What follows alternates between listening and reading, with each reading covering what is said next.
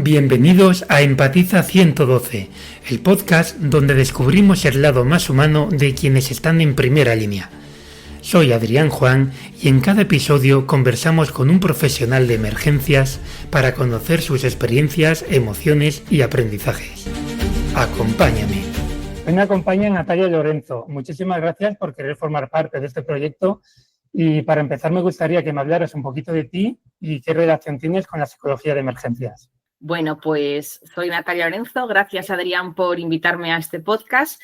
Y bueno, pues soy psicóloga experta en psicología de emergencias. Llevo en este mundillo desde el año 1999, que suena como muy lejos. Algunos de vosotros no habríais ni nacido, ¿no? Yo 26 años en este ámbito. Entonces, bueno, pues tengo bastante experiencia. Los primeros años interviniendo directamente con víctimas directas y después, bueno, pues más tarde me especialicé en formar a intervinientes, en cuidar a los intervinientes, etcétera. Actualmente no hago intervenciones directas con lo que son víctimas no primarias, pero sí que, bueno, pues con intervinientes sigo haciendo alguna intervención, sobre todo desde el plano de la prevención. Pero bueno, como os digo, pues llevo muchos años en esto. Soy la coordinadora de la Comisión de Psicología de Emergencias del Colegio Oficial de Psicología del Principado de Asturias, vocal de la Sociedad Española de Psicología Aplicada a Emergencias, Desastres y Urgencias, SEPADEM, y también soy la vicepresidenta de la Federación Internacional de Psicología de la Emergencia, FIPE. Y muchas cosas más, pero es que es muy aburrido, entonces no os quiero ir con mi currículum. No podemos acabar el podcast solo con el currículum. Pues, a ver, yo cuando te invité al podcast tenía muchas ganas de hablar contigo porque me consta que eres una referencia en muchos de estos aspectos, pero te pedí casi un favor de a ver si eras capaz de sintetizar en lo que puede durar un episodio una especie de monográfico o clase magistral de primeros auxilios psicológicos para intervinientes. Y tú, que eres muy aplicada, no has aceptado el reto y además te has preparado bien. Con lo cual, aunque habitualmente esto es una conversación, para facilitar el conocimiento, ahora yo te voy a dar pie para que tú nos cuentes y luego ya al final sí que hablaremos, te comentaré dudas que seguro que me van a surgir y si da tiempo incluso pues a ver si algún caso práctico que haya tenido yo, a ver lo que he hecho, cómo debería de haber actuado y vamos hablando. Pero primero no te voy a interrumpir, te voy a dejar todo el tiempo del mundo. Y una cosita importante, me has comentado que me vas a compartir una infografía. Vale, próximamente, en unos días, voy a abrir una página que es www.empatiza112.com y ahí vamos a compartir esa infografía. Así que todo lo que me comentes, bueno, todo no, pero la infografía va a estar ahí plasmada. Genial. Pues nada, sin más preámbulo, todo tuyo. Muy bien. Sí, lo de la infografía un poquito, Adrián, es porque, bueno, a veces pensamos que esto de los primeros auxilios psicológicos es algo muy complicado que no podemos hacer a la vez, ¿no? Que la función principal de la persona que trabaja en la emergencia, sea sanitario, sea bombero, sea policía, y entonces la gente se asusta un poco cuando hablamos de primeros auxilios psicológicos. Entonces, por eso he preparado una infografía muy sencilla, a modo de chuleta, para que todos los profesionales de la emergencia puedan tirar de ello y decir, pues no era tan difícil, ¿no? Son 4 cositas muy sencillas, que un poco es en lo que me voy a basar también para este gran reto en el que me has metido, porque efectivamente hablar de primeros auxilios psicológicos es hablar de un curso de 20 horas. Entonces, claro, un podcast de 20 horas puede resultar muy aburrido, ¿no? Entonces, voy a intentar ser muy breve y dar esas pinceladas a la vez que esos tips importantes para poder aplicar los primeros auxilios psicológicos, ¿vale? Entonces, quiero partir de que lo primero es que esto no va de jugar a ser psicólogos, porque a veces cuando hablamos de esto pensáis, es que yo no soy psicólogo, los psicólogos tienen que llegar a la emergencia. Claro que los psicólogos tenemos que llegar, pero como habitualmente no llegamos en ese primer momento, necesitamos que los primeros intervinientes que sí estáis en la emergencia desde el momento cero, ya vayáis aplicando estas técnicas, ¿vale? Tampoco se trata de resolver todos los problemas psicológicos que puedan tener las personas implicadas en una emergencia. Tampoco se trata de eso, por supuesto, ¿no? Pero sí se trata de aprender y de manejar unas técnicas muy concretas, muy sencillitas, para poder acompañar a aquellas personas que están atravesando una situación difícil, como son las situaciones de emergencia, ¿vale? Entonces, podríamos definir los primeros auxilios psicológicos como esa ayuda emocional o psicológica, inicial, inmediata, que se le da a una persona que acaba de vivir una situación altamente estresante o traumática, ¿no? Como es una situación de emergencia, sea la que sea, ¿vale? Una situación de crisis. Yo suelo hablar más de crisis, ¿no? Porque cualquier situación que rompa la expectativa de la persona, pues ya estamos hablando de una crisis, ¿vale? Las emergencias son crisis. Entonces, podríamos decir que los primeros auxilios psicológicos son el equivalente emocional a la RCP, ¿no? Es decir, no curan, pero sí que pueden salvar. ¿Vale? Y a veces es una frase que es un poco, yo trabajo mucho con Latinoamérica y entonces al final se te acaban pegando cosas de ellos, ¿no? Y hay una frase que me encanta mucho, que me gusta, ¿no? Y dice así, rescataremos más vidas cuantas más mentes salvemos, ¿vale? Entonces, esto va un poquito unido, ¿no? A lo que son los primeros auxilios psicológicos. Entonces, como digo, no requieren ser licenciados en psicología ni graduados en psicología, pero sí requieren una serie de habilidades que hay que formarse en ellas y entrenarlas, como cualquier otra técnica, ¿no? Que se pueda aplicar en la emergencia. Por resumir, ¿no? A veces decimos, ¿no?, que se trata de ser empáticos, ¿vale? De trabajar con la empatía, de saber escuchar y de saber qué decir. Pero yo sobre todo recalco saber sobre todo qué no decir, ¿vale? En estos primeros momentos de crisis, porque muchas veces no hay ni que hablar, ¿no? Esto de que a mí siempre, mira, todavía antes de ayer di un curso a bomberos y me preguntaban, ¿pero tú qué le dices a una madre que ha perdido a su hijo? Digo, es que yo no le puedo decir nada. No se trata de decir, ¿vale? Aquí no hay fórmulas mágicas ni frases mágicas que vamos a decir para que la persona se sienta mejor. No, no se trata de eso, sino que se trata de, sobre todo, de escuchar, de ser empático y de saber manejar muchas veces los silencios, ¿no? Más que de hablar. Entonces, ¿por qué considero que los primeros auxilios psicológicos son sumamente importantes en la emergencia? Porque la forma en la que una persona es tratada en esos primeros minutos después de haber vivido una situación de crisis o traumática, lógicamente va a influir en su recuperación, ¿vale? Entonces, cuanto mejor la tratemos ese aspecto psicológico, más fácil va a ser su recuperación, tanto psicológica como física, porque esto va unido, ¿vale? Entonces, ¿dónde podemos aplicar los primeros auxilios psicológicos? En cualquier situación de emergencia. Da igual que sea un accidente de tráfico, que sea un desastre natural, que sea simplemente por el fallecimiento de un familiar, en situaciones de violencia, da igual, ¿vale? En cualquier situación que sea una mínima crisis, se pueden aplicar los primeros auxilios psicológicos. Y como digo, ¿vale? Los puede aplicar cualquier profesional debidamente formado y entrenado para ello. ¿Vale? Igual que los primeros auxilios físicos, que los puede aplicar cualquier profesional, incluso cualquier persona, ¿no?, que se haya formado en ellos. Pues esto es lo mismo, ¿de acuerdo? Pero sí hace falta esa formación elemental. Y bueno, como te decía, Adrián, sí que utilizo como un pequeño esquema breve, que es el que va a estar en la infografía, que resume los 3 pasos claves para poder aplicar los primeros auxilios psicológicos, y que son el acercamiento, la escucha y la orientación, ¿vale? Serían los 3 grandes apartados de los primeros auxilios psicológicos. Entonces, pues voy a ir explicando uno por uno para ver cómo podemos ir haciéndolos, ¿vale? Pero al final se trataría un poquito de esto: acercamiento, escucha y orientación. ¿Qué significa esto de acercamiento? Bueno, pues cuando llegamos a cualquier situación de emergencia y tenemos que tratar a una persona que está inmersa en esa situación, es decir, a una víctima, una persona afectada, lógicamente lo primero que tenemos que hacer es presentarnos. Presentarnos con nuestro nombre y con nuestra profesión. Aunque llevemos un cartel enorme que ponga técnico en emergencias, bombero, policía, da igual, ¿vale? Decimos nuestro rol porque así vamos a generar confianza con esa persona y vamos a lograr que esa persona pueda sentir seguridad.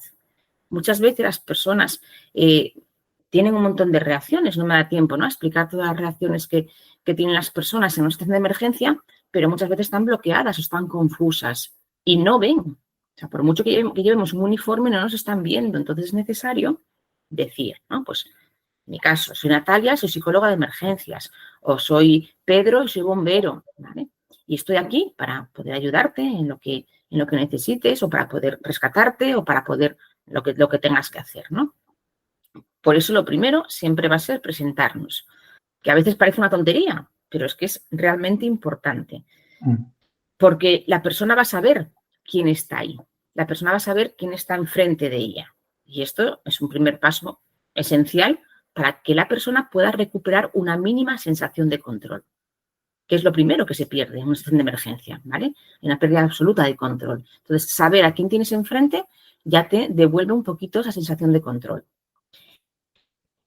¿Por qué es importante esto de acercarse, presentarse? Bueno, pues porque aporta esa estructura, ¿no?, cognitiva, mental a la persona en crisis, porque además nos identifica como una figura de contención, no como una figura de amenaza o de espectador, ¿vale?, sino como alguien importante que está ahí para atender a esa persona. Y con ello además pues aumenta lógicamente la confianza, ¿vale? Es importante aquí, pues, cuando estamos hablando con las personas afectadas por una emergencia, no usar tecnicismos ni jerga profesional, que a veces estamos muy acostumbrados a utilizarla entre nosotros, entre los compañeros, pero con las personas al final lo que genera es una distancia enorme porque no nos entienden, ¿vale? Por lo tanto, tenemos que ser muy claros, tenemos que utilizar un lenguaje que sea muy, muy conciso, muy breve, muy sencillo, ¿no?, dado estas reacciones que las personas pueden tener en ese momento. Por otra parte, en esta primera fase de acercamiento, es importante también pedir el nombre de la persona afectada, preguntarle su nombre, preguntarle cómo se llama. No solamente es un acto de educación, sino que además es una forma de que la persona vuelva a conectar con su propia identidad. Es decir, deja de ser víctima de un accidente o de una emergencia para volver a ser ella. Y esto es importantísimo, esa recuperación de la identidad. Y por eso, siempre que podamos, siempre que tengamos oportunidad, vamos a llamar a la persona por su nombre, ¿vale? Porque le estamos reconectando con su propia identidad, ¿de acuerdo? Entonces, esto también es importante porque humaniza la interacción cuando nos tratamos con nuestros nombres, porque rompe la barrera a lo desconocido y porque, bueno, además, como digo, ¿no?, pues reconecta con esa identidad, que es importantísimo para que la persona vuelva también a tener esa sensación de control, ¿no?, que ha perdido. A veces las personas no nos responden. Esto también es cierto, ¿vale? Yo estoy suponiendo que la persona nos va a responder, nos va a decir su nombre, nos va a dar toda la información que pidamos, pero es que a veces la persona no va a responder. Bueno, pues tampoco tenemos que insistir, ¿vale? Si la persona no responde, no insistimos, lo intentamos un poquito más adelante, dentro de nuestra intervención más técnica, no más táctica, pero tampoco tenemos que ser pesados, ¿no? Importantísimo nuestro lenguaje no verbal cuando estamos atendiendo a la persona, ¿vale? La forma en la que nos acercamos a la persona físicamente también está comunicando y comunica muchísimo. Si el interviniente llega tranquilo, calmado, seguro de lo que está haciendo, eso ya contagia la calma. Ahora, si el interviniente llega corriendo, sudando, súper nervioso, gritando, lógicamente no va a infundir calma, ¿vale? Va a hacer que la persona sienta aún más ansiedad, más angustia, más malestar psicológico, ¿vale?, más inseguridad. Entonces, importante la mirada, el contacto visual. Mantenemos la mirada siempre que podamos, ¿vale?, mirada directa con la persona. A veces es cierto que utilizamos cascos, pantallas. Bueno, si no corremos peligro, podemos levantar la pantalla del casco, ¿vale?, para poder mirar a la persona, siempre que no corramos nosotros peligro, ¿vale? Y lo mismo, tampoco vamos a forzar una mirada directa. Si la persona evita nuestra mirada, pues tampoco la vamos a forzar, ¿vale? Siempre vamos a estar un poquito a expensas de lo que la persona acepta, ¿vale? Contacto físico, lo mismo, solo si es apropiado y es seguro. Puede ser muy útil un breve contacto en el hombro de la persona o cogerle la mano o tocar la espalda, pero solo cuando la acepta, ¿vale? Esto no significa de ir ahí a manosear a la persona, ni mucho menos, ¿vale? Breves contactos físicos que puedan aportar seguridad y calma, ¿vale? Cuidado aquí con personas víctimas de situaciones de violencia o de agresiones sexuales. Contacto físico totalmente inapropiado, ¿vale? O sea, aquí sí que es una regla de oro. En personas víctimas de agresiones sexuales, normalmente mujeres, el contacto físico no es apropiado para nada, ¿vale? Y luego, claro, tenemos que tener en cuenta también que trabajamos con diferentes personas de diferentes edades, por ejemplo, con niños o con personas mayores o con personas en estado de shock, y tendremos que adaptar también, ¿no?, nuestras habilidades a esos diferentes contextos.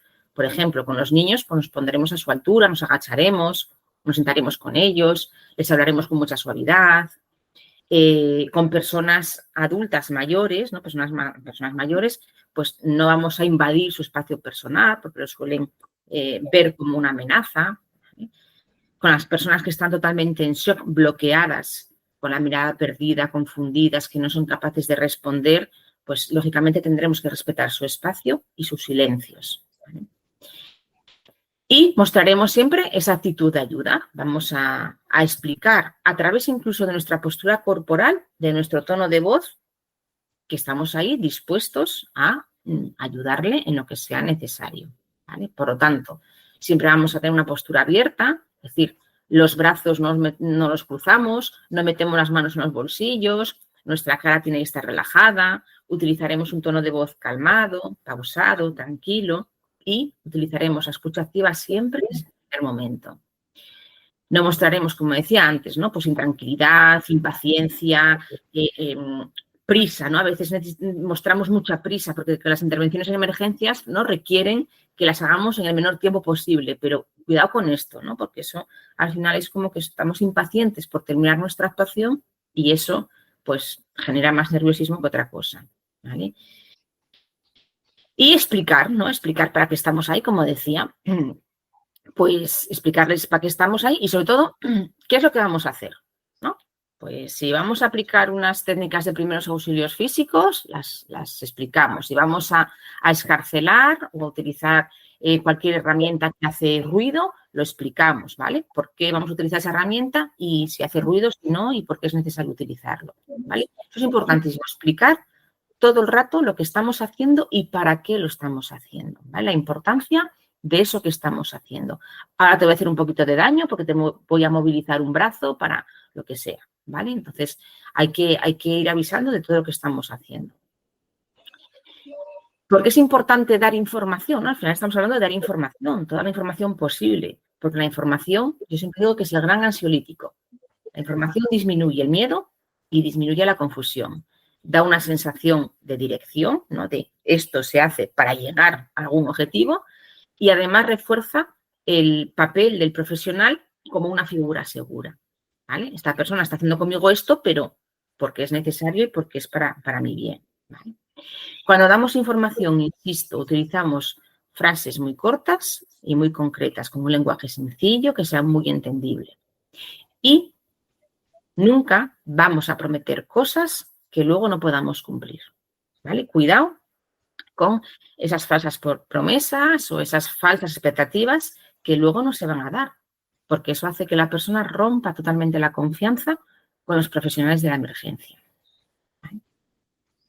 Y vamos a transmitir seguridad también, ¿no? El solo hecho de estar presentes ya transmite esa seguridad a la persona. Nuestra voz, nuestra calma, como decíamos, nuestra disposición a quedarnos acompañando a la persona hasta transferirla al siguiente profesional de la emergencia, ya es súper importante, ¿no? Es como un ancla, ¿no?, para esa persona que lo está pasando mal en una situación de crisis. Entonces, bueno, un poquito eso sería la parte del acercamiento, ¿no?, esa parte inicial. Después, la segunda parte, el segundo bloque sería la escucha, que no es que vaya en orden, hombre, lógicamente la presentación va primero, pero la escucha, como decía, tiene que ir bañando toda la intervención, ¿vale? Lo pongo en un segundo bloque, pero realmente se hace desde el inicio. Entonces, escuchar no es solo oír. Todos sabemos que oír es una acción fisiológica, todos nacemos sabiendo oír, a no ser que tengamos algún problema, ¿no?, auditivo de nacimiento, pero escuchar es una habilidad. Por lo tanto, hay que aprenderla y entrenarla, ¿vale? Escuchar activamente es estar presente de verdad para la otra persona. Y no escuchamos solamente con los oídos, escuchamos con todo nuestro cuerpo, ¿vale? Tenemos que observar, tenemos que comprender, tenemos que también oír a la persona, por supuesto, ¿no?, pero hacernos cargo de lo que nos está narrando. Las personas que pasan por una situación de emergencia no necesitan consejos. A veces llegamos allí dando un montón de consejos, pero que no sirven para nada, ¿vale? Porque son nuestros consejos, no los de la persona. Entonces, las personas no quieren consejos en ese momento, ni quieren soluciones, ni quieren sermones, ni quieren grandes relatos, ¿no? No quieren que les aturullemos diciéndoles cosas. Lo que quieren es sentirse escuchadas. Lo que quieren es que no se las juzguen. Porque vuelvo otra vez un poquito a las reacciones que puedan tener las personas afectadas por una emergencia. Muchas veces esas reacciones están fuera de control de la persona y se sienten raras.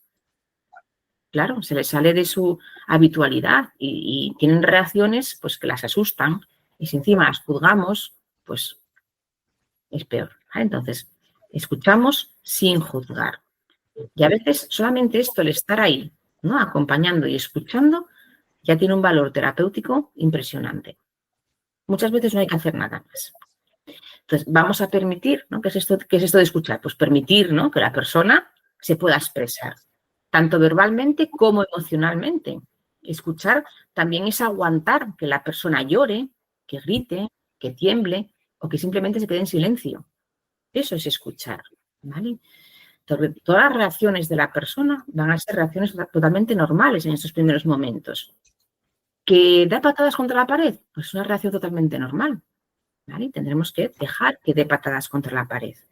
¿Que llora y que grita desconsolada? No tenemos por qué cortar ese llanto ni por qué cortar esos gritos. Hay que dejar que la persona se pueda expresar, ¿vale?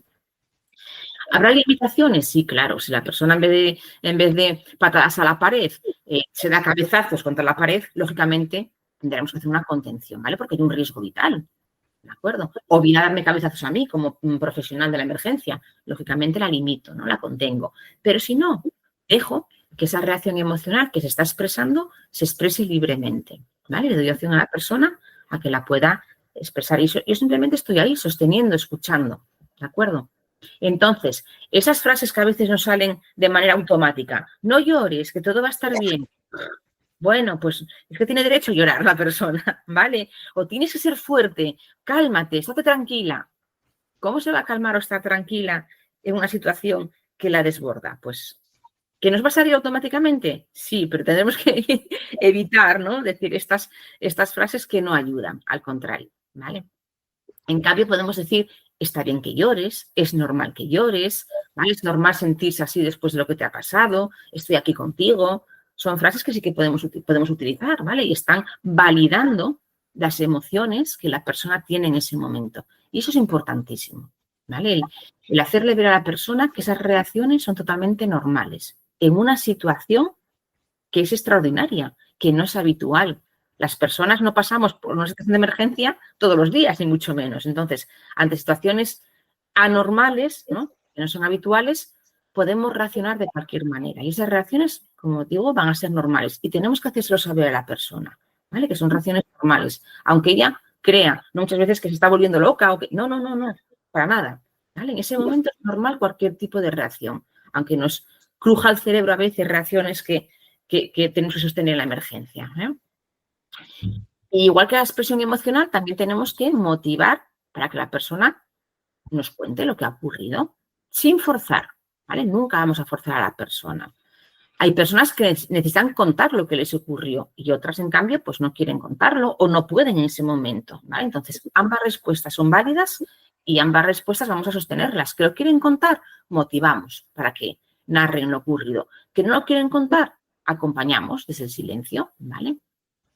Así que nuestro papel no va a ser forzar a que lo cuenten, ni mucho menos. Simplemente invitar si lo quieren expresar, ¿vale? Si así quieren.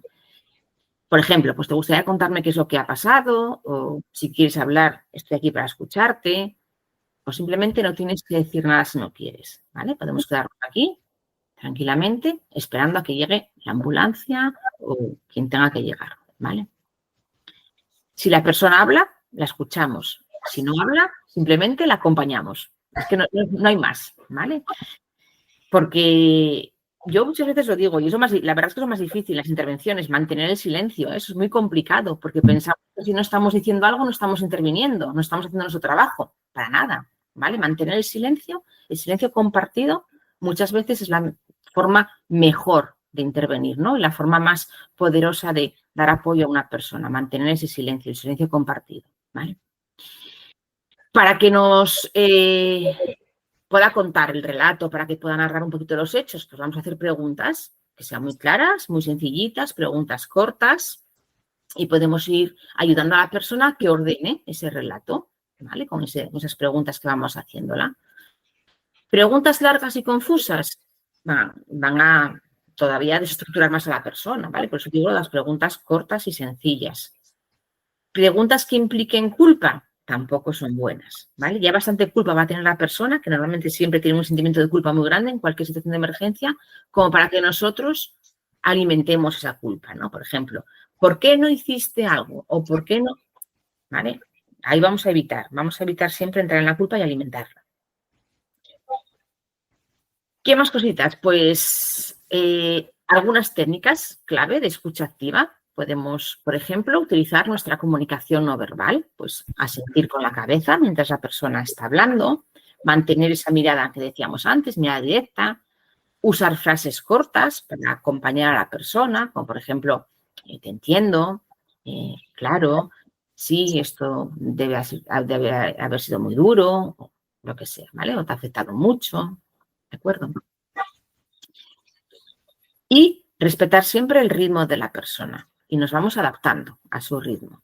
Cada persona va a expresar su dolor de una manera totalmente diferente. Como decíamos antes, algunas hablan muchísimo y otras pues no hablan nada. Algunas se ríen, ¿vale? Esa risa nerviosa que aparece en situaciones de crisis a veces. Otras personas se bloquean y todas son respuestas, como digo, válidas y legítimas. Y así tenemos que hacerse saber también a la persona, ¿vale?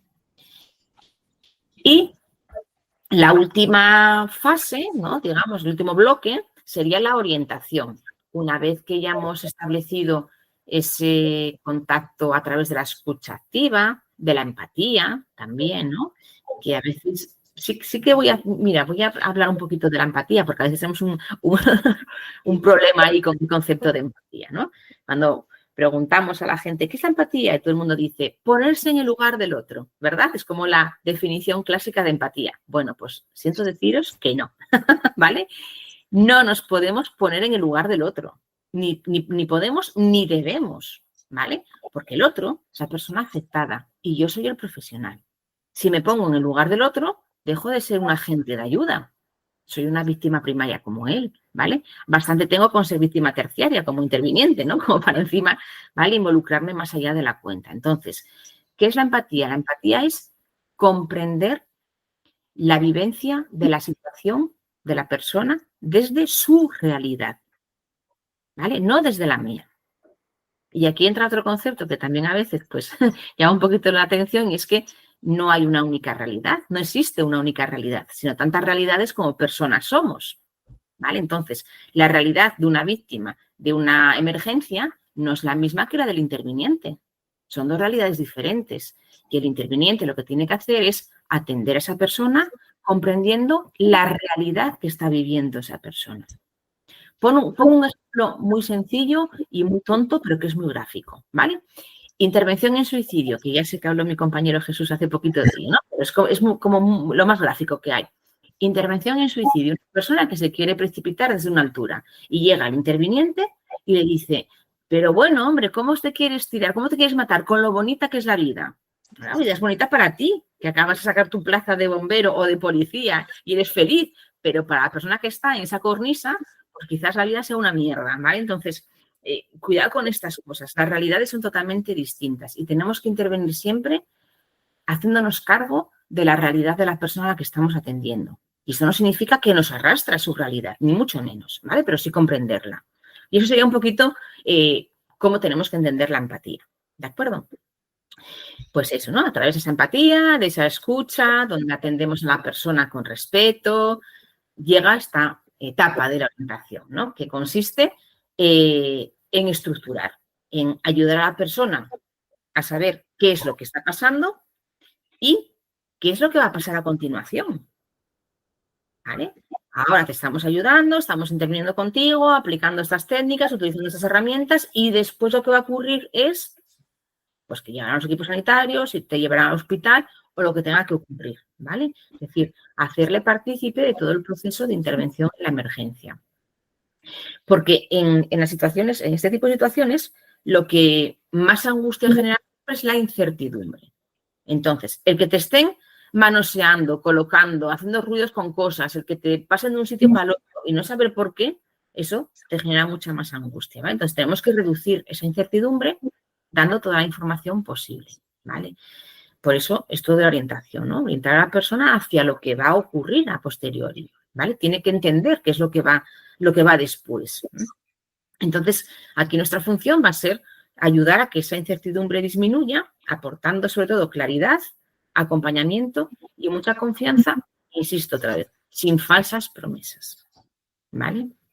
Cuidado con la información que demos. La información tiene que ser veraz, no tiene que ser cosas que yo me invento para que la situación a mí como interviniente me sea más fácil de resolver, ¿vale? Tiene que ser información válida, contrastada y veraz, ¿vale? Información que sea muy clara y muy concreta, como ya venía diciendo antes, ¿vale? Que permita a la persona recuperar algo de ese control que ha perdido y que disminuya también su ansiedad, ¿vale? Ahora mismo va a venir un equipo médico con una ambulancia que te va a trasladar al hospital más cercano, X, ¿vale? El que sea. Vamos a movernos a un sitio más tranquilo, si te parece bien, vamos a lo que sea que tengamos que hacer, ¿vale? Como decía siempre, con un lenguaje muy sencillo, sin tecnicismos, siendo breves, pero específicos. Cuidado con frases de todo va a estar bien, porque realmente no lo sabemos, ¿vale? No sabemos lo que va a ocurrir después. A lo mejor parece que no tiene lesiones y cuando llega al hospital le hacen pruebas y está reventado por dentro esa persona, ¿vale? Entonces, cuidado con las frases expectativas, ¿eh? Bien, dar instrucciones simples y adaptadas a la persona. Recordemos, ¿no? Que puede estar en shock, que puede estar muy alterado emocionalmente y entonces su capacidad de procesar la información, pues lógicamente va a estar disminuida, le va a costar procesar la información. Entonces, por eso las instrucciones tienen que ser muy simples, ¿vale? Vamos a dar indicaciones muy claritas y cada cierto tiempo, ¿vale? De una en una, digamos, ¿no? Muy estructuradas. Y reforzar todo aquello que la persona haga que nos venga bien para la intervención, ¿vale? El simple hecho de hablar, de contar lo que ha ocurrido, lo vamos a reforzar porque le viene bien a la persona. O simplemente el hecho de aceptar nuestra ayuda, también la vamos a reforzar, ¿vale? Cualquier instrucción que le demos, que sea necesaria para nuestra intervención técnica y que la haga, también la reforzaremos, ¿vale? Reforzar a la persona también le ayuda a aumentar un poquito su autoestima, ¿no? Y su percepción de control, ¿vale? Y evitar exageraciones o etiquetas, ¿no? A veces queremos reforzar y decimos, qué valiente has sido, eres un héroe. Bueno, tampoco hay que ser exagerados, ¿vale? O sea, una cosa es reforzar y otra cosa es hacer la pelota ahí al máximo, que tampoco conviene. Hay que ser realista y sobre todo empático, ¿vale? Y luego acompañar esa derivación. Uno de los aspectos claves de los primeros auxilios psicológicos es no dejar nunca a la persona sola. Es decir, hasta que no la transferamos al siguiente profesional, no la podemos dejar sola, profesional o familiar o quien sea, ¿vale? Pero a una víctima de una situación de emergencia nunca se la deja sola. Hay que acompañarla hasta esa transferencia a otros apoyos, sean los que sean, ¿vale? Familiares, profesionales, lo que sea, ¿de acuerdo? Y vuelvo a insistir, no mentir, crear falsas expectativas, ¿vale? Aunque a veces nos podría ayudar una mentira a calmar a la persona, muchísimas veces nos puede ayudar las mentiras a esto, ¿no? Pero lo que hacemos es que pierda la confianza en los profesionales de las emergencias, ¿no? Entonces, cuidado con estas cosas. Porque también tenemos que ser empáticos con nuestros compañeros, que a veces se nos olvida, ¿vale? Somos muy empáticos con las víctimas y no somos empáticos con nuestros compañeros de mi mismo rol o de roles diferentes, ¿vale? Es decir, si soy sanitario, no soy empático con los policías o con los bomberos, si soy policía, no soy empático con el sanitario, etcétera, ¿vale? Entonces, cuidado con estas cositas, ¿vale? No podemos mentir porque rompemos la confianza en cualquier profesional de la emergencia, ¿vale? Entonces, cuidado. Y un poquito hasta aquí, ¿no? Una vez que ya hacemos la transferencia a las otras personas o a los otros profesionales, nuestra intervención como profesional de la emergencia ha terminado y nuestra aplicación de los primeros auxilios psicológicos también ha terminado. Una cosa que sí que quiero aclarar, que a veces me lo dicen, ¿no? Cuando doy esta formación me dicen, claro, es que yo no puedo dejar de hacer mi función primaria para ponerme a aplicar primeros auxilios psicológicos, ¿no? Claro, es que no hay que dejar de hacer nada. Tú sigues haciendo tu función primaria, policial, bomberil, sanitaria, la que tengas que hacer, y a la vez aplicas los primeros auxilios psicológicos. Esto no se trata de, no, voy a dejar de hacer esto para hacer esto otro, no. Se hacen a la vez, sobre la marcha, ¿vale? De manera simultánea. Entonces, por eso es importante entrenar, claro, entrenarlo, ¿no? Pero que muchos ya lo están haciendo, estoy segura, ¿no? Algunos mejor, otros peor, pero que todos al final estas habilidades de comunicación, que no son más que habilidades de comunicación, las están aplicando, ¿no? Cuando intervienen con las víctimas. Así que, bueno, un poquito de manera muy resumida. Hasta aquí hemos llegado. No sé si, seguro que tienes muchas preguntas, Adrián, así No, que, ¿vale? no sabes el esfuerzo que he hecho por no interrumpirte. Pues lo tenías que haber hecho, hombre. No, porque lo que yo quiero, que es lo que yo estaba buscando y me he encontrado, que haya un bloque. De hecho, cuando publique esto pondré del minuto tal al minuto tal. Es lo que es. Luego ya si te gusta la conversación, pero por eso, porque es difícil encontrar de forma tan concentrada y tan clara realmente en qué consiste y cómo hacerlo. Y lo que te decía antes, ¿no? Dices que es fácil hacerlo, pero es que yo veo un componente como que si eres buena gente, pues tienes esa tendencia de escuchar, de tal, pero si no, y realmente debería ser una herramienta más del trabajo, porque no, o sea, no es necesario que alguien te caiga bien para poderle dar ese soporte.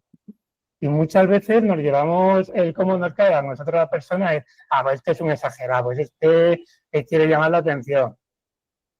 Y podemos perjudicar mucho.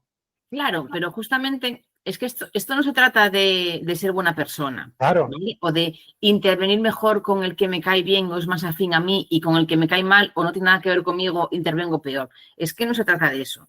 Se trata de intervenir con todas las personas de la misma manera, ¿vale? Por eso hablamos de técnicas, como dices, ¿no, Adrián? Son técnicas, son herramientas que tenemos que entrenar y que lógicamente... Por eso la importancia de la empatía, ¿no? O sea, la importancia de ponernos en la realidad de la otra persona. Este es un exagerado. Hombre, sus motivos tendrá para ser exagerado, ¿vale? Piensa por qué está siendo exagerado. Ponte en su realidad, o sea, hazte cargo, no ponte no, ¿no? O sea, hazte cargo de su realidad. ¿Por qué está siendo exagerado? ¿Vale? ¿Qué es lo que puede estar pasando a esa persona para ser tan exagerado? Y está, y desde ahí tienes que trabajar. El tema es que yo veo que para hacer esto bien tienes que ser una persona que ya te hayas trabajado tú un poquito. Porque si no, ¿cómo lo ves Bueno, tú? mira, estas habilidades sociales, ahora lo llaman habilidades blandas, ¿no? Las habilidades sociales, que no son más que habilidades de comunicación. Se entrenan igual que cualquier otro tipo de habilidad, ¿vale? Entonces, somos capaces de hacer una maniobra de Heimlich, que es algo muy técnico. Podemos ser también capaces de utilizar la empatía como técnica, ¿vale? Aunque luego yo, en mi vida personal, sea la persona menos empática del mundo. Pero cuando estoy trabajando, tengo que aplicar esa técnica como aplico las demás. De hecho, hay un concepto, si no me equivoco, que es empatía táctica, ¿no? Que es un poco utilizar esa empatía para tu objetivo, o sea, sin pretender manipular, pero sí para el objetivo que tú tienes como profesional. Claro, Por ejemplo, nosotros intervenimos muchos en ingresos involuntarios, ya sea porque hay una orden previa de un psiquiatra o de un forense, o porque en ese momento puede atentar contra su vida o con la de terceros. Claro, si al final tú has hablado de manipulación, yo hablo más de persuasión, que es más bonito, ¿vale? Pero efectivamente, vamos a utilizar, a ver si al final utilizamos estas técnicas, por supuesto, para prevenir, ¿no? Que la persona pueda desarrollar una sintomatología, unos trastornos psicológicos después de una situación traumática, para que su recuperación sea más rápida, pero también hay un objetivo totalmente egoísta por parte de los intervinientes y que nos viene muy bien, que es para facilitar nuestra labor. Los primeros auxilios psicológicos nos facilitan nuestra labor técnica, ¿vale? Táctica.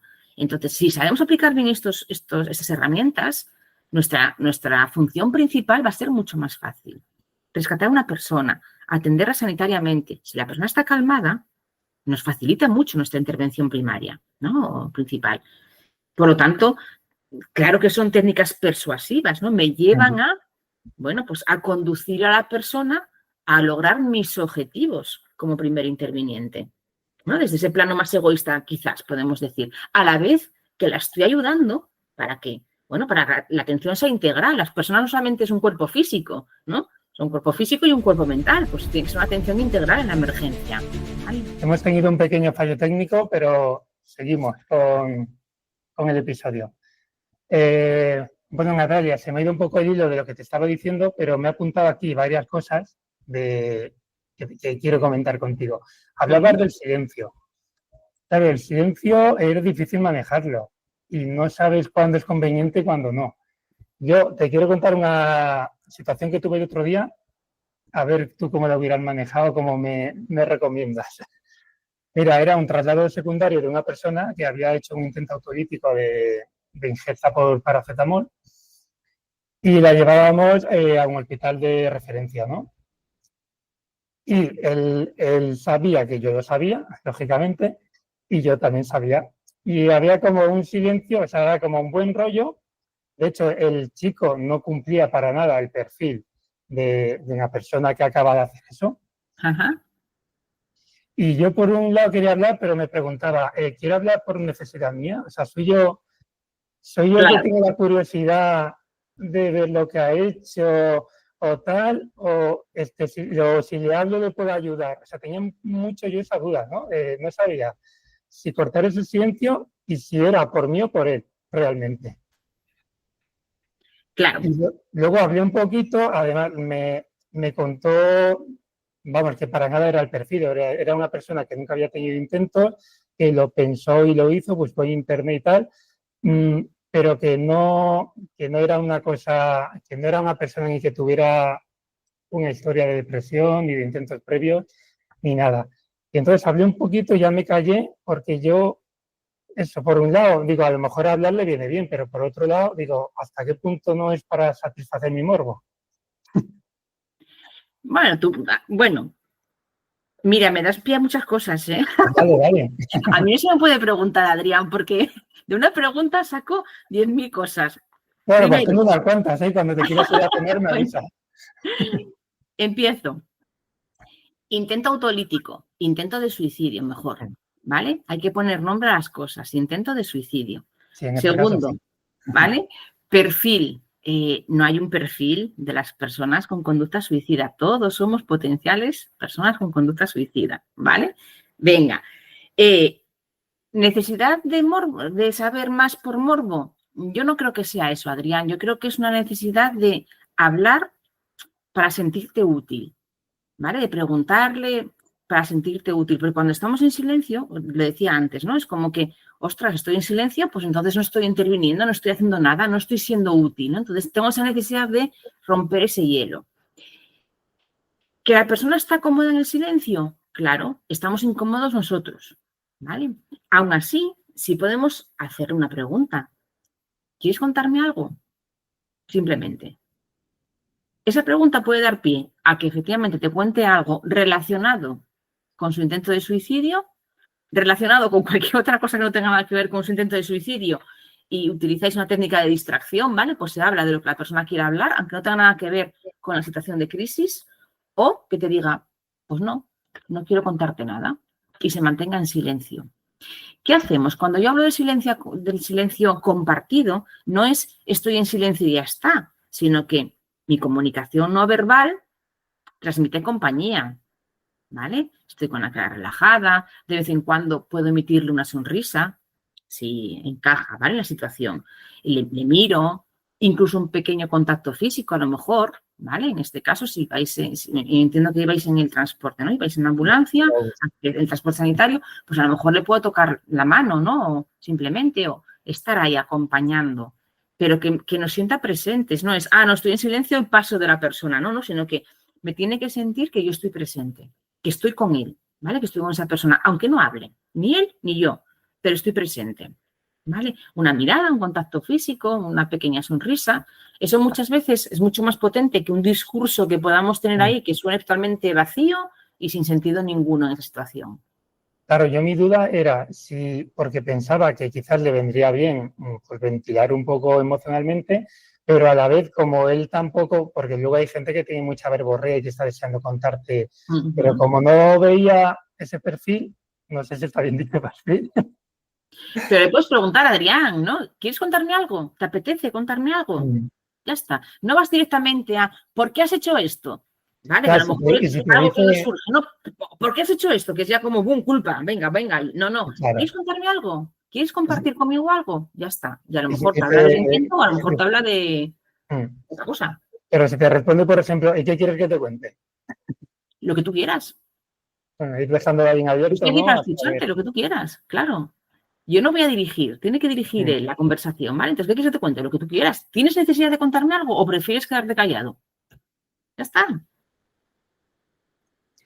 Vale, te voy a contar otra. A ver. Venga.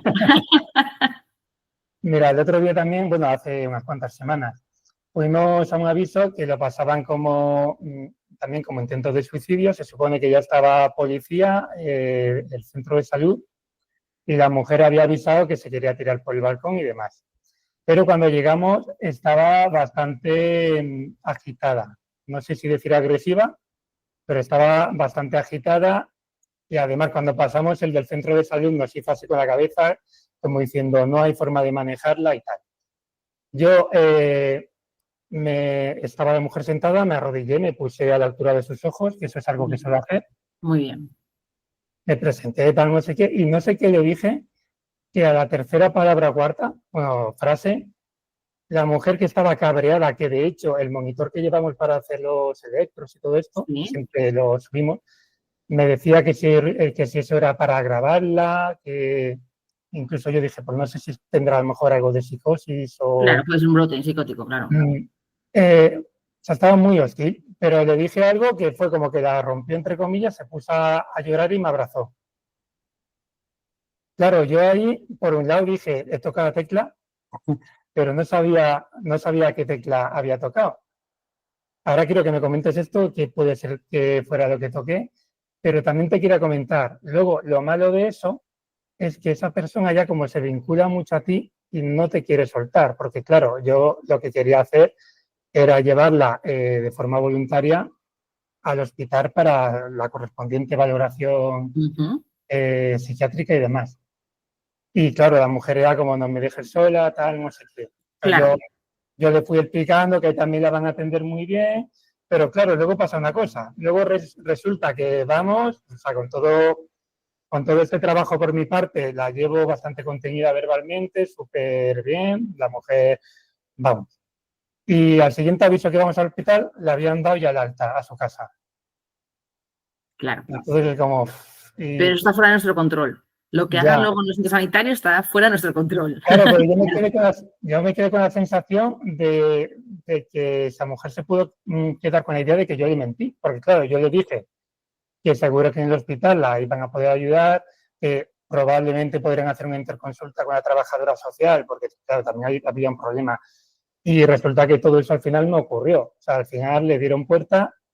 Claro, si yo tengo que ir otra vez a atender a esa mujer, si es que se acuerda de mí, no se va a fiar. Claro. Por eso la información que demos tiene que ser información que realmente sepamos que va a ocurrir. ¿Vale? Entonces, habla siempre de posibilidades, de Claro, quizás. yo intenté Claro, hablar así, pero claro, al fin y al claro. cabo, Quizás en el hospital te puedan ayudar, ¿vale? Posiblemente te puedan dar una interconsulta con la trabajadora social y así no te pillas los dedos, ¿no? Es un poquito una trampa, ¿no? De no te confirmo ni te aseguro nada, pero quizás y posiblemente esto pueda ocurrir, ¿vale? Si no ocurre, bueno, como lo has dejado en duda, ¿no? ¿Vale? ¿Qué tecla tocaste? Pues a saber, porque imagino que haya habido una conversación con ella y posiblemente la tecla que tocaste es la que le conecta con la realidad. Posiblemente, ¿vale? Si la llamaste por su nombre, puede ser una forma de que posiblemente estaba en un brote psicótico, por lo que dices, de me estás grabando, tal y cual, ¿vale? Si le llamas por su nombre, si le haces contactar con la realidad, es cuando, pues eso, toma conciencia y es cuando rompe y llora y te abraza y se da cuenta de lo que está haciendo, ¿vale? ¿Qué tecla tocaste? Pues tendríamos que observar toda la conversación, claro, ¿vale? Quizás lo más pequeñito, Muchas veces es algo muy pequeñito, no es una gran intervención lo que hacemos, sino algo, pues eso, pues llamarla María, ¿sabes? Simplemente es ¡pum! ¡Ostras! Y yo creo que fue sobre todo hacerle ver que entendía que lo estaba pasando mal. Bien, En un perfecto. contexto en el que todo el mundo estaba como tratándola pues de loca, por decirlo Claro, de juzgándola, alguna forma, claro. claro, juzgándola, Y tú yo, comprendiste su dolor. Pues ya está, claro, perfecto, o al exactamente. menos le intenté transmitir que eso. Ujú, ujú. Luego, otra cosita que me ha quedado por ahí. Decías cuando me quieras cortar, me cortas, ¿eh? Nada, tranquilo. Decías la importancia de mirar. Otra cosa que yo tengo comprobado, que no vale con mirar a los ojos. Además, mirar a los ojos, si no sabes mirar, puede ser contraproducente. Bien agresivo, sí. Entonces yo tengo, no sé si llamarlo técnica, pero es como una mirada, pero con mucho parpadeo, como asintiendo, con la cara muy relajada. Y de hecho se me han dado situaciones de estar con alguien que está en un estado agresivo y Ujú. claro, ellos te miran desafiantes y yo he conseguido mirarle a los ojos, pero sin que me viera como una amenaza y que tampoco me viera como que tuviera miedo. Porque claro, Ujú. cuando alguien te está mirando de esa forma, lo más... Claro, hace falta tener esa habilidad que, Claro, hay que diferentes tengo yo. técnicas, ¿eh? Para mantener el contacto visual. Yo, por ejemplo, la que utilizo es mirar al conjunto de la cara, no miro a los ojos, miro al conjunto de la cara.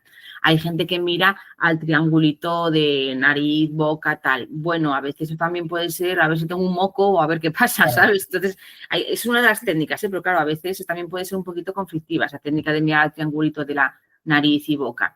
Pero mirar al conjunto de la cara, como dices tú, de una forma relajada, de una forma tranquila, suele funcionar. Una mirada directa a los ojos, hombre, es claro. que es un poquito agresivo, claro. Es que me atrevería a decir que es algo que hay que entrenar. O sea, Claro, sí, sí. cuando alguien te está clavando la mirada, conseguir mirarle a los ojos, pero relajado, yo creo que eso requiere un entrenamiento. O sea, que no es simplemente que te salga o no te salga. Todas las técnicas requieren entrenamiento, todas, ¿no? Insisto una vez más, o sea, Sí. todas, aunque pensemos que no sale naturalmente. No, no, o sea, no hay técnicas naturales, las técnicas se aprenden todas y se entrenan, ¿vale? Hay personas que tienen más facilidad para hacer ese tipo de técnicas y a otras personas les cuesta más, pero con entrenamiento todo es posible. Pues, claro, que es lo que pasa, que esto de los primeros auxilios psicológicos es como, entre comillas, muy fácil, o sea, la teoría puede ser relativamente fácil, pero es como si te explican, yo qué sé, a nadar o a montar en bicicleta y no lo haces. O sea, da igual la teoría, yo creo que tendríamos que hacer talleres de horas y horas de role-playing Exactamente, eso es. trabajando esto, porque si no, Ujú. venga, así lo voy a... Incorporarlo, perdona que te corta, Adrián. Yo siempre insisto en que hay que incorporarlo a vuestras prácticas. Todos los intervinientes, independientemente del rol que tengáis, realizáis prácticas, ¿no? Pues Sí, de la que hacéis las prácticas, incorporáis los primeros auxilios psicológicos. Me da igual lo que sea, ¿vale? Prácticas de contención de hemorragias, pues incorporar los primeros auxilios psicológicos, ¿vale? Prácticas y de ahora acercarte a la circulación en persona. bomberos, incorporar los primeros auxilios psicológicos, ¿vale? Imagínate que hay una víctima dentro o ponga un bombero dentro a hacer de víctima y hazlo, ¿sabes? O sea, esto es así. Hay que entrenarlo y la mejor forma es el roleplaying, claro. Totalmente. Otra cosita que te quería preguntar conforme hablabas, cuando una persona está en lo que puede parecer un brote psicótico, para conectar con ella, esto también se pregunta a Jesús, pero o sea, es como una duda que tengo y se voy a preguntar a todo el mundo que pueda, a todos los psicólogos que pueda. ¿Es bueno meterte un poco en su idea para conectar o no? Por ejemplo, una persona que está sufriendo porque cree que le están mandando irradiaciones o es bueno decir, o sea, hacerle ver que siente lo mal que lo puede pasar al pensar eso. Pero claro, sin decir, hombre, con lo que te... No sé si me entiendes, que lo veo Sí, complejo. sí, sí, sí, te entiendo, te entiendo. Mira, con una persona con brote psicótico que tenga alucinaciones o delirios, no vamos a entrar en su alucinación y en su delirio. Es decir, no le vamos a reforzar esa idea, esas ideas que pueda tener, ¿no? Esas visiones, lo que sea. Pero sí vamos a comprender su dolor, lo que tú estás diciendo. Entiendo que eso que estás sintiendo, esas voces que te están diciendo, te está generando mucho sufrimiento. ¿vale? O sea, valido el sufrimiento de la persona, valido el dolor que esa persona tiene en ese momento con esa idea, con esa voz, con lo que sea, con esa imagen que tiene, ¿vale? Valido su dolor, no valido, no le digo, ah, sí, tienes razón, es que es cierto que esas voces están diciendo que no le sigo el rollo, ¿vale? No le sigo el rollo, pero tampoco le contrasto directamente. Eso no está pasando, sí está pasando, para la persona está pasando, ¿vale? Pero ni le refuerzo ni se lo corto. Lo que hago es validar su dolor. Entiendo que eso te está generando mucho sufrimiento o mucho dolor. Por eso estás así, ¿no? Y ya está. Claro, pero imagínate que es en el contexto de eso, una persona que te tienes que llevar al hospital porque está en un estado que, lo que he dicho antes, ¿no? Corre peligro de su vida o la de terceros. Y ves en ese discurso que tiene una oportunidad para que salga de la casa. O sea, una oportunidad para decirle, por si nos vamos, a lo mejor esto que tú me cuentas que está pasando en tu casa se puede solucionar. Eso no sería correcto. Porque yo lo veo muy arriesgado. Lo veo muy arriesgado. Sí, me pasó hace no mucho una situación así y no sabía muy bien porque, por un lado, o sea, me parecía que dentro de lo que ella sentía, eso podía tener sentido, pero claro, tampoco... Claro, pero en vez de darle una solución, ¿vale? Si me acompañas, si vienes conmigo al hospital, lo que está ocurriendo en tu casa se va a solucionar, yo utilizaría ese dolor y ese sufrimiento que estás sintiendo posiblemente disminuya o desaparezca. No hablo del problema o de la situación que está viviendo, porque yo eso no sé si se va a solucionar o no, sea real o sea imaginario, ¿vale? Pero sí, si me acompañas y vienes conmigo y vamos al hospital, este dolor que estás sintiendo, ese sufrimiento, este malestar que estás teniendo en este momento, posiblemente se pueda reducir sin entrar en, ¿sabes? En ese delirio que pueda tener la persona, ¿vale? Conecta siempre con el dolor, con el sufrimiento, no con lo que esté viviendo la persona. ¿Vale? Vale. Tú interrúmpeme cuando quieras, ¿vale? Es que me sabe mal, no sé ni cuánto tiempo llevamos. Es lo malo de no tener control del tiempo. Esto de los primeros auxilios psicológicos es aplicable a una persona agresiva, a una persona disociada, una persona con... O sea, nosotros, lógicamente, como interviniente no tenemos que saber si esa persona tiene patología o no, o en qué estado está. Por ejemplo, alguien que está disociado. ¿Los aplicamos igualmente? A cualquier persona. A cualquier persona, da igual. A las personas agresivas se les aplican primeros auxilios psicológicos, a las personas disociadas, a las personas en shock, a las personas con brote psicótico, sin ningún tipo de problema. ¿Vale? Al final estamos hablando de empatía, de escucha activa, de acompañamiento, de dar información, ¿vale? Que reciban más o menos, eso ya depende de su estado, pero nuestro trato va a ser totalmente igual. Luego imagino que, o sea, ya ahora no lo vamos a ver eso, pero imagino que habrá como técnicas o particularidades específicas a la hora de tratar cada uno de estos tipos de poblaciones, ¿no? Lo que se llaman situaciones difíciles, ¿no? Personas agresivas, personas con intentos de suicidio, personas con brotes psicóticos, personas disociadas, personas en shock, serían las situaciones más difíciles. Eso es otro... Claro, eso ya sería un podcast. Eso es otro punto aparte. Ya tienes ahí para un rato. Por cierto, hablando de cursos, ya vamos a ir acabando. ¿A ti dónde y para qué se te puede encontrar como profesional? Me refiero, das formación, intervienes con primeros intervinientes también. Sobre todo doy formación, sí. Yo tengo mi trabajo en la administración pública, ¿vale? Y luego de manera, iba a decir lúdica, porque realmente me encanta, ¿no? Pero también muy profesional, imparto formación. ¿Vale? Imparto formación últimamente, en los últimos años, sobre todo a primeros intervinientes, ¿vale? Sanitarios, policías, bomberos. Estoy bastante especializada en los primeros intervinientes, tanto en atención a víctimas como en el autocuidado, ¿no? Para vosotros. Eso es. Se me encuentra en las redes sociales, ¿vale? Soy bastante activa, puedo decir, tanto en LinkedIn, en Facebook, en Instagram, en X. O sea, podéis encontrarme en cualquier red social. ¿Vale? Compartiré tu Instagram y si quieres que comparta el resto de redes y tal para que la gente pueda ponerse en contacto lo que tú quieras. Me lo pasas y lo subo. Pues nada, agradecerte muchísimo esto, que para mí es un regalo. Gracias a ti, Adrián. Pero para esto es egoísta, lo que pasa es que lo comparto, pero no, es como una mentoría total que me has hecho. Suelo hacer 2 preguntas para acabar.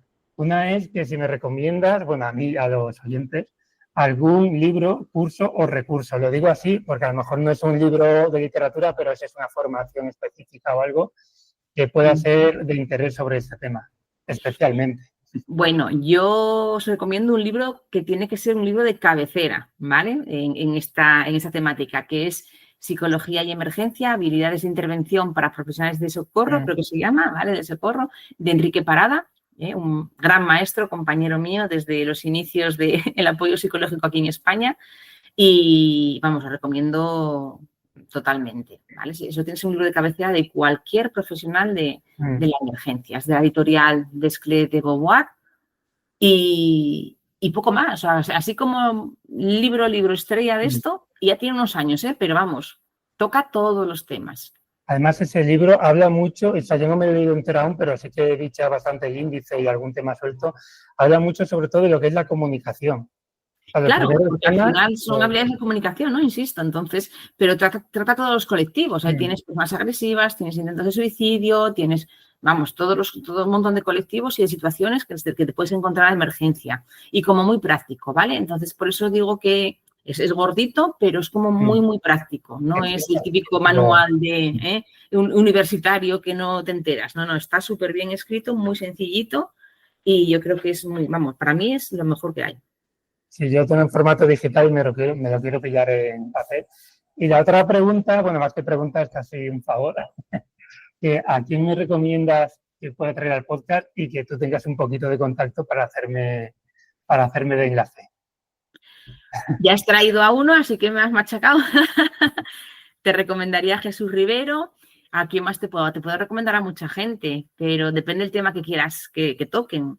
Pues me interesa cualquier tema que pueda ser utilidad para los intervinientes, o sea, que sea psicología de emergencias aplicada a intervinientes, tanto para nosotros mismos como para actuar con los afectados. Vale, pues mira, tienes a Patricia Acinas, ¿vale? Que trabaja muchísimo temas de duelo, por ejemplo, de intervención en duelo, ¿vale? Esa es muy, lleva tantos años en la emergencia como yo también, somos antiguos dinosaurios. ¿Quién más te puedo recomendar? Es que me vienen muchos nombres a la cabeza y no sé, así. Hombre, con Enrique, lo que no sé es cómo estará el tema de contacto. Hombre, a ver, Enrique Parada es súper mega recomendable, claro, súper mega recomendable. Necesito padrino. Sí. Claro, ese es, vamos, mi mentor, sí. ¿Quién más? ¿Quién más te puedo decir? No sé, me pillas ahora ahí un poco. Como que luego se te ocurre, luego se te ocurre a alguien. Yo te voy diciendo, claro que sí que te voy diciendo. Sí.